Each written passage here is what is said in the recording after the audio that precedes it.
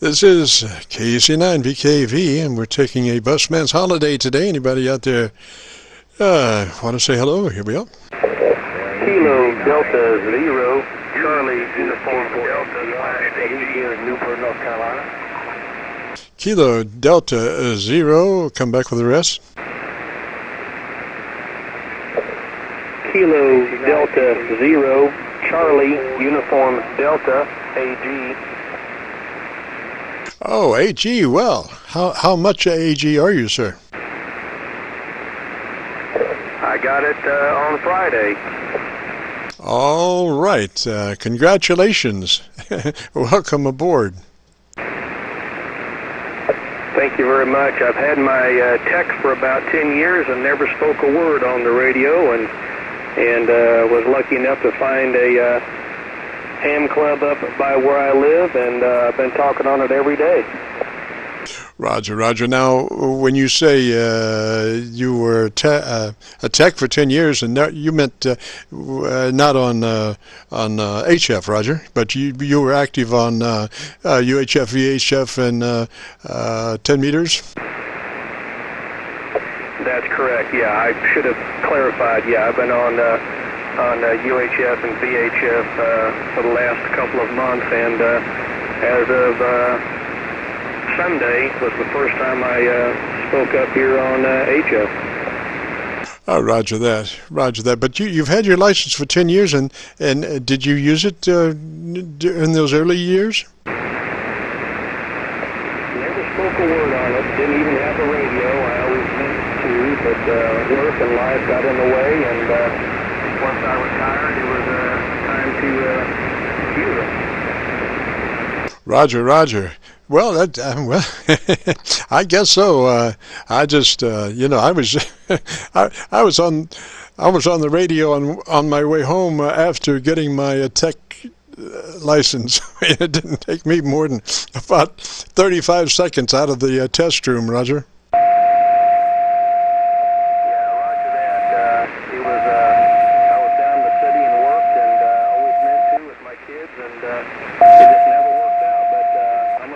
For the next few years. Roger, Roger. Well, we have somebody out there that's very inconsiderate tuning up on the frequency. Sir, you do not tune up on an active frequency. It's very discourteous. If you would take a trip there, 3 or 4 clicks either side of this frequency, it'd be fine, but do not tune up on an active frequency. Go ahead, break.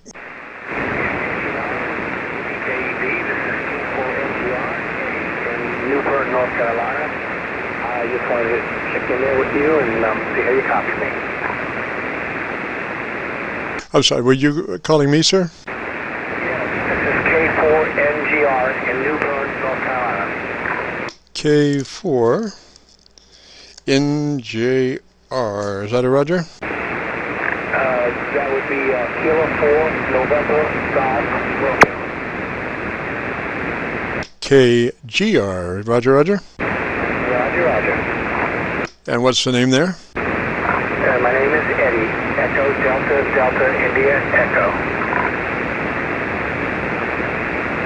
Oh, Roger that. Roger that. And do you have a copy on KD0CUD? I'm getting a weak copy. I did copy somebody earlier that was telling you that the antenna was 15 feet off the ground. My dipole is too, because he was damaged in a hurricane. So I've got it up 15 feet right now, and just want to see if it was working. I usually work CW, so I just wanted to try the sideband for a change. Oh, Roger that. KD0CUD, I didn't get your name. Could you come back with your name, please? The name is John. Juliet, Oscar, Hotel, November. I'm in north central Missouri. Oh, for some reason I was thinking you were in North Carolina. Well, welcome in, Missouri. I don't go a bunch west usually, so I'm just so glad to see you, Roger. Roger that. Yeah, I understood earlier listening in to one of the other Qsos that you're around Ohio by Louisville. Right. We're just about 3 miles from downtown Louisville, Kentucky, just across the Ohio River from Louisville. Roger. Roger that. It's beautiful over that way.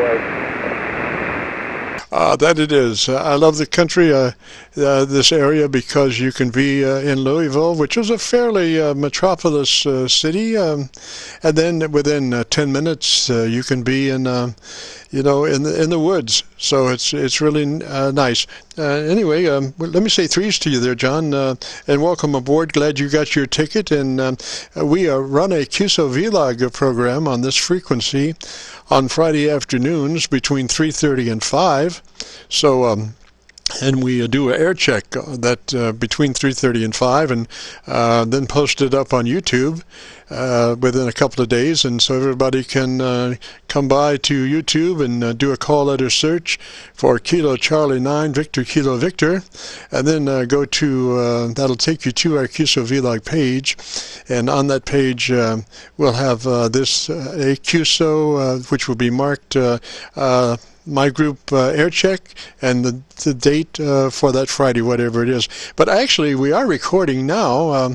I'm not real sure that we're going to post this, but if we do, it would be called my pop-up air check, and would probably include the call signs. I've got 1, 2, 3, 4, 5 call signs at the moment.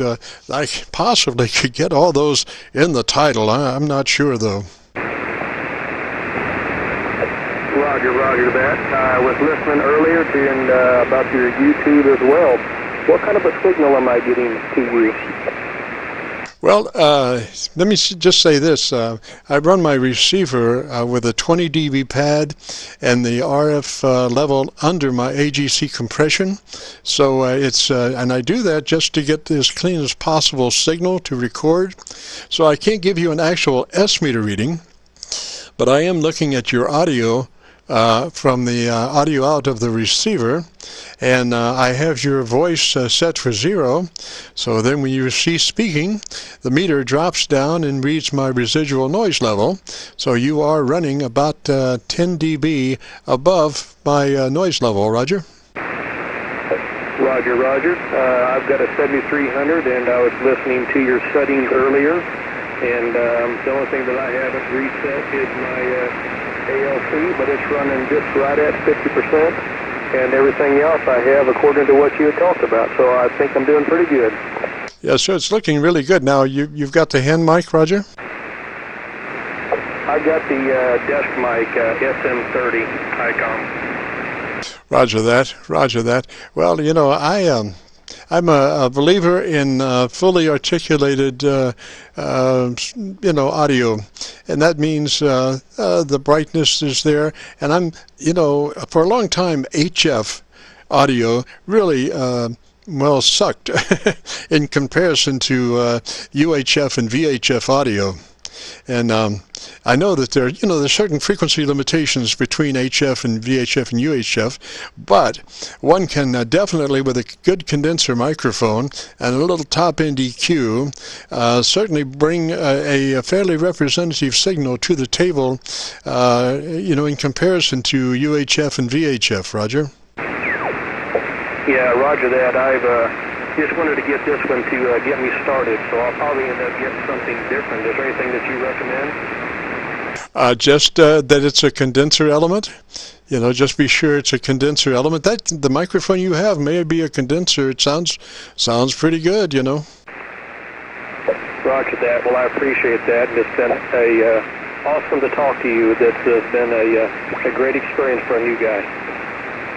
Roger. I believe that is a condenser microphone, sir, because your syllabic range is just outstanding. That's the S's and all that stuff. And when your signal gets down to a marginal situation, and let's face it, in amateur radio, we probably spend more time in low signal situations than we do in high level situations as far as signal strengths. So it's really important to be able to hear the words even when the words are down towards the noise level. And if your audio signal is kind of muffly, then when it gets down into the noise, it's really hard to perceive what the words are actually. So when you have a nice top end, nice bright top end, you can be right even with the noise level and people can still hear what you're saying. Roger? Roger that. I also tried to do